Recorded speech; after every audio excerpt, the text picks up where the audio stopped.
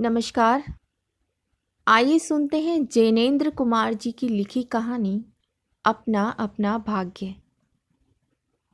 बहुत कुछ निरुद्देश्य घूम चुकने पर हम सड़क के किनारे की एक बेंच पर बैठ गए।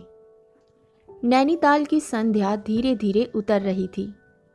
रुई के रेशे से भाप से बादल हमारे सिरों को छू छू कर बेरोक टोक घूम रहे थे। हल्के प्रकाश और अंधियारी से रंग कर कभी वे नीले दिखते, कभी सफ़ेद, और फिर देर में अरुण पड़ जाते। वे जैसे हमारे साथ खेलना चाह रहे थे। पीछे हमारे पोलो वाला मैदान था। सामने अंग्रेजों का एक प्रमोद गृह था, जहां सुहावना रसीला बाजा बज रहा था, और पार्श्व में था वही सुर में अनुपम नैनीताल। ताल में किश्तियां अपने सफ़ेद पाल उड़ाती हुई एक दो अंग्रेज यात्रियों को लेकर इधर से उधर और उधर से इधर खेल रही थी।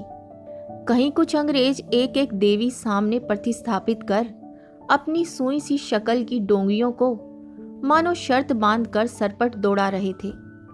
कहीं किनारे पर कुछ साहब अपनी बंसी डाले सधैर्य, एकाग्र, एकस्थ, एकनिष्ठ मछली चिंतन कर रहे थे। पीछे पोलो लान में बच्चे किलकारियां मारते हुए हॉकी खेल रहे थे। शोर, मारपीट, गाली गलौज भी जैसे खेल का ही अंश था। इस तमाम खेल को उतने ही क्षणों का उद्देश्य बना। वे बालक अपना सारा मन, सारी देह, समग्र बल और समूची विदा लगाकर मानो खत्म कर देना चाहते थे। उन्हें आगे की चिंता न थी, बीते का ख्याल न था। वे शुद्ध तत्काल के प्राणी थे। वे शब्द की संपूर्ण सच्चाई के साथ जीवित थे। सड़क पर से नर नारियों का अविरल प्रवाह आ रहा था और जा रहा था। उसका ना ओर था न छोर। यह प्रवाह कहाँ जा रहा था और कहाँ से आ रहा था, कौन बता सकता है। सब उम्र के, सब तरह के लोग उसमें थे। मानो मनुष्यता के नमूनों का बाजार सजकर सामने से इटलाता निकला चला जा रहा हो।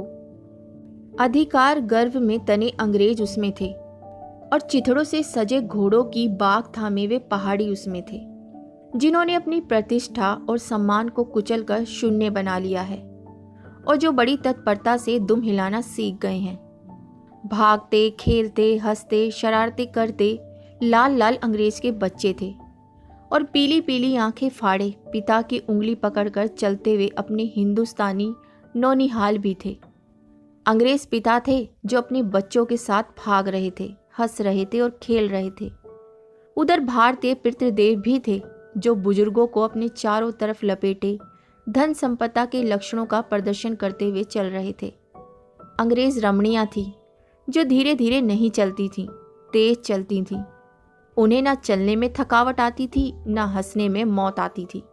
कसरत के नाम पर घोड़े पर भी बैठ सकती थी, और घोड़े के साथ ही साथ जरा जी होते ही किसी किसी हिंदुस्तानी पर कोड़े भी फटकार सकती थी। वे दो दो, तीन तीन, चार चार की टोलियों में निशंक, निरापद इस प्रवाह में मानो अपने स्थान को जानती हुई सड़क पर चली जा रही थी। उधर हमारी भारत की कुल लक्ष्मी सड़क के बिल्कुल किनारे दामन बचाती और संभालती हुई साड़ी की कई तहों में सिमट सिमट कर लोक लाज, स्त्रीत्व और भारतीय गरिमा के आदर्श को अपने परिवेशनों में छिपाकर सहमी सहमी धरती में आंख गाड़े कदम कदम बढ़ रही थी। इसके साथ ही भारतीयता का एक और नमूना था। अपने कालेपन को खुरच खुरच कर बहा देने की इच्छा करने वाला अंग्रेजी दा पुरुषोत्तम भी थे, जो नेटिवों को देखकर मुंह फेर लेते थे और अंग्रेज को देखकर आंखें बिछा देते थे और दुम हिलाते थे। वैसे वे अकड़ कर चलते थे, मानो भारत भूमि को इसी अकड़ के साथ कुचल कुचल कर चलने का अधिकार मिला है। घंटे के घंटे सरक गए, अंधकार गाढ़ा हो गया, बाल सफ़ेद होकर जम गए। मनुष्यों का वह ताता एक एक कर क्षीण हो गया। अब इक्का दुक्का आदमी सड़क पर छतरी लगाकर निकल रहा था, पर वहीं के वहीं बैठे थे। सर्दी सी मालूम हुई। हमारे ओवरकोट भी भीग गए थे। पीछे फिरकर देखा, ये लाल बर्फ की चादर की तरह बिल्कुल स्तब्ध और सुन पड़ा था। सब सन्नाटा था। तल्ली लाल की बिजली की रोशनियां दीप मालिका सी जगमगा रही थी। वह जगमगाहट 2 मील तक फैले हुए प्रकृति के जल दर्पण पर प्रतिबिंबित हो रही थी और दर्पण का कांपता हुआ, लहरें लेता हुआ वह जल प्रतिबिंबों को 100 गुना, 1000 गुना करके उनके प्रकाश को मानो एकत्र और पूंजीभूत करके व्याप्त कर रहा था। पहाड़ों के सिर पर की रोशनियां तारों सी जान पड़ती थीं। हमारे देखते देखते एक घने पर्दे ने आकर इन सबको ढक दिया। रोशनियां मानो मर गईं, जगमगाहट लुप्त हो गई। वे काले काले भूत से पहाड़ भी इस सफ़ेद पर्दे के पीछे छिप गए। पास की वस्तु भी ना दिखने लगी, मानो ये घनीभूत प्रलय था। सब कुछ इस घनी गहरी सफ़ेदी में दब गया। एक शुभ्र महासागर ने फैलकर संस्कृति के सारे अस्तित्व को डुबो दिया। ऊपर नीचे चारों तरफ वह निर्भद्य सफ़ेद शून्यता ही फैली हुई थी। ऐसा घना कोहरा हमने कभी ना देखा था। वह टप टप टपक रहा था। मार्ग अब बिल्कुल निर्जन चुप था। वह परवा ना जाने किन घोंसलों में जा छिपा था। उस विरहदाकार शुभ्र शून्य में कहीं से 11 बार टन हो उठा, जैसे कहीं दूर कब्र में से आवाज आ रही हो। हम अपने अपने होटल के लिए चल दिए। रास्ते में 2 मित्रों का होटल मिला। दोनों वकील मित्र छुट्टी लेकर चले गए। हम दोनों आगे बढ़े। हमारा होटल आगे था। ताल के किनारे किनारे हम चले जा रहे थे।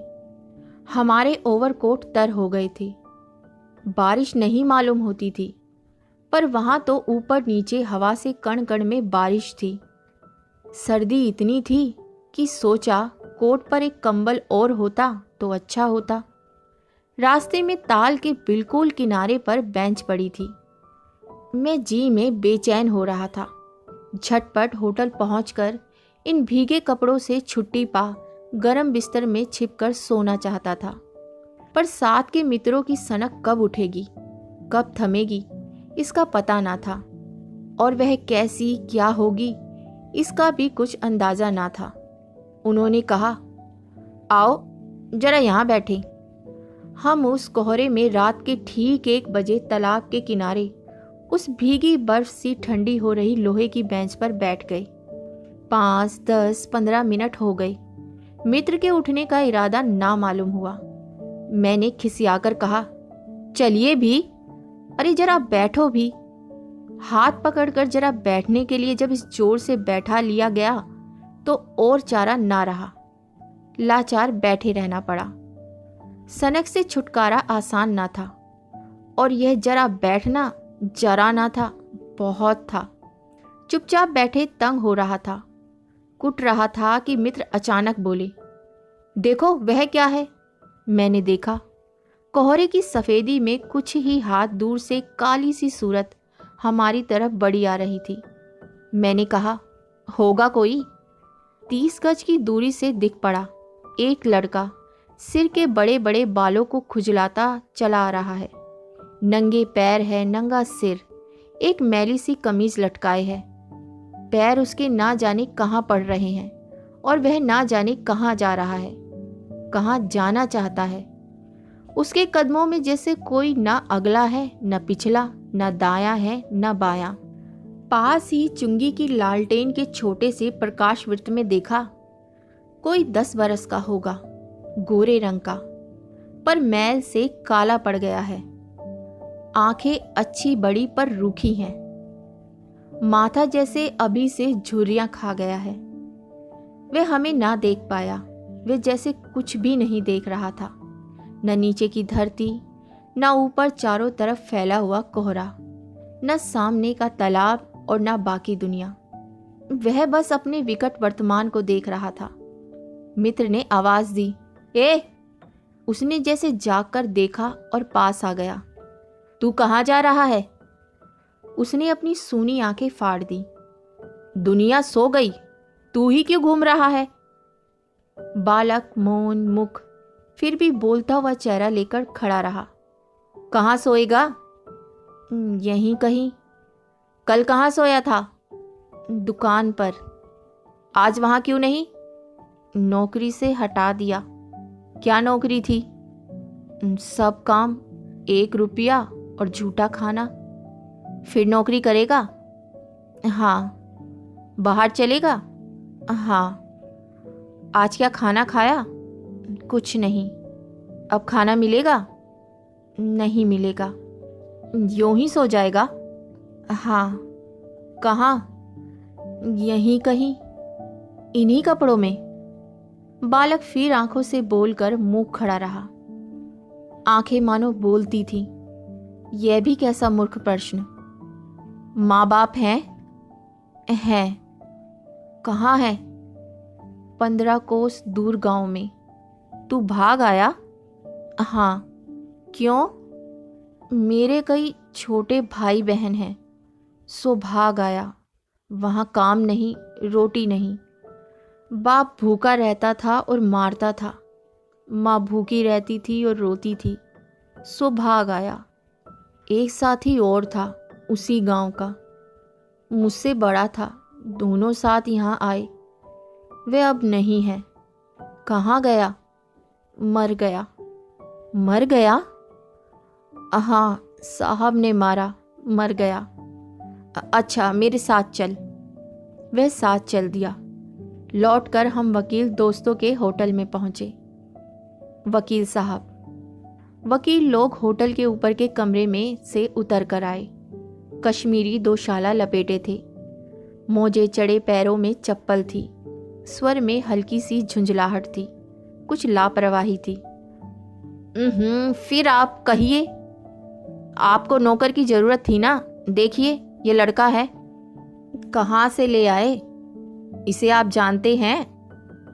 जानता हूँ, यह बेईमान नहीं हो सकता। अजी, ये पहाड़ी बड़े शैतान होते हैं। बच्चे बच्चे में गुल छिपे रहते हैं।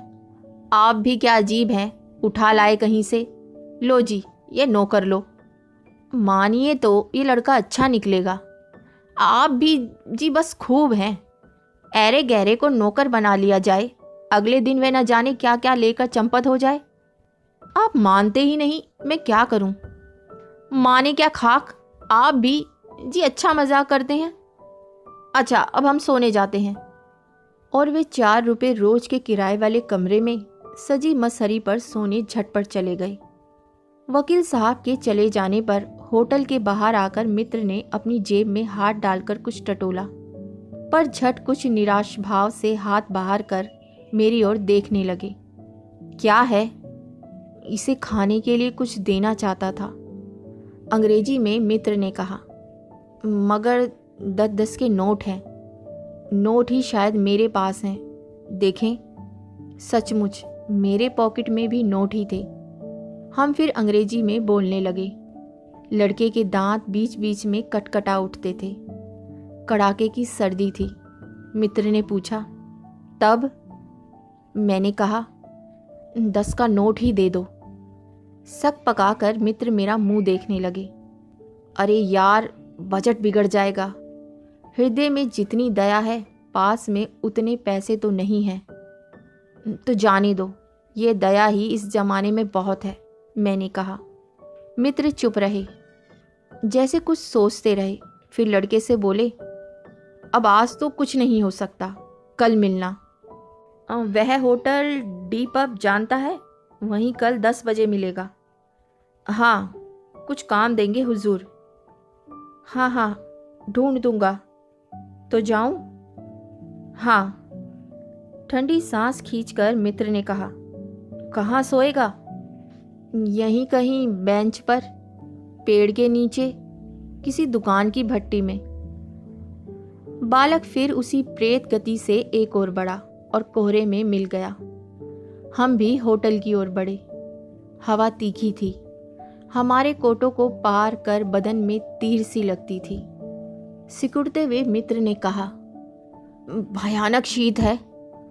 उसके पास कम, बहुत कम कपड़े। यह संसार है यार। मैंने स्वार्थ की फिलॉसफी सुनाई। चलो, पहले बिस्तर में गर्म हो लो, फिर किसी और की चिंता करना। उदास होकर मित्र ने कहा, स्वार्थ, जो कहो, लाचारी कहो, निष्ठुरता कहो या बेहयाई। दूसरे दिन नैनीताल स्वर्ग के किसी काले गुलाम पशु के दुलारे का वह बेटा, वह बालक निश्चित समय पर हमारे होटल डी पब में नहीं आया। हम अपनी नैनीताल की सैर खुशी खुशी खत्म कर चलने को हुए। उस लड़के की आस लगाते बैठे रहने की जरूरत हमने ना समझी। मोटर में सवार होते ही थे कि यह समाचार मिला कि पिछली रात एक पहाड़ी बालक सड़क के किनारे पेड़ के नीचे ठिठुर कर मर गया। मरने के लिए उसे वही जगह, वही 10 बरस की उम्र और वही काले चीथड़ों की कमीज मिली। आदमियों की दुनिया ने बस यही उपहार उसके पास छोड़ा था, पर बताने वालों ने बताया कि गरीब के मुंह पर, छाती, मुट्ठी और पैरों पर बर्फ की हल्की सी चादर चिपक गई थी। मानो दुनिया की बेहयाई ढकने के लिए प्रकृति ने शव के लिए सफ़ेद और ठंडे कफन का प्रबंध कर दिया था। सब सुना और सोचा, अपना अपना भाग्य। बहुत ही मार्मिक कहानी दोस्तों। इसे आप अपना अपना भाग्य कहेंगे या समाज के कुछ लोगों की निष्ठुरता, बेहयाई या स्वार्थ कहेंगे। अगर उनमें से किसी ने भी थोड़ी सी दया दिखाई होती तो शायद वो बच्चा आज जीवित होता। ऐसे पढ़े लिखे समाज के बारे में क्या कहें? आपकी इस बारे में क्या राय है? कमेंट कर कर ज़रूर बताइएगा। इसी के साथ आपसे विदा लेती हूँ और बहुत जल्द मिलती हूँ एक नई कहानी के साथ।